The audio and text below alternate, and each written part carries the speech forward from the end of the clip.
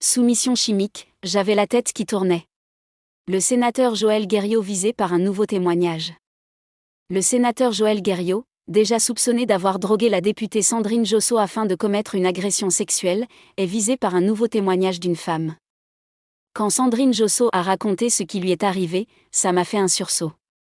J'ai vu les similitudes et j'ai compris qu'il avait bien abusé de moi ce soir-là. Elle s'exprime face caméra mais à visage couvert, avec le son de sa voix modifié. Dans son enquête sur les coulisses du Sénat diffusée jeudi soir sur France 2, l'émission Complément d'enquête a recueilli le témoignage d'une femme qui accuse elle aussi le sénateur Joël Guerriau de soumission chimique.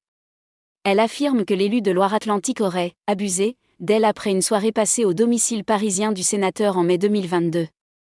Je commençais à me sentir pas très bien, raconte-t-elle. J'avais à la fois la tête qui tournait et mal au ventre. Elle aurait ensuite repris ses esprits le lendemain matin dans la chambre du sénateur, qu'elle connaissait du milieu politique et avec lequel elle aurait eu un différend judiciaire. J'ai décidé de l'enterrer au plus profond de mon être, dit-elle encore, expliquant avoir eu un déclic en entendant parler de l'affaire de novembre 2023. Le parlementaire n'a pas démissionné.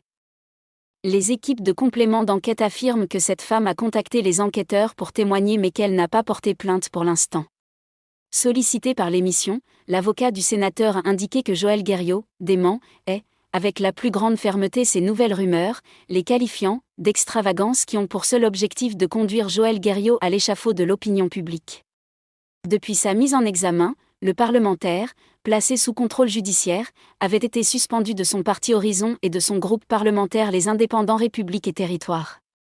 Il avait indiqué vouloir préserver la sérénité du Sénat en se mettant en retrait de la participation aux travaux parlementaires, mais avait exclu de démissionner, estimant en septembre 2024, totalement injuste, de quitter ses fonctions alors que la justice n'avait pas encore tranché.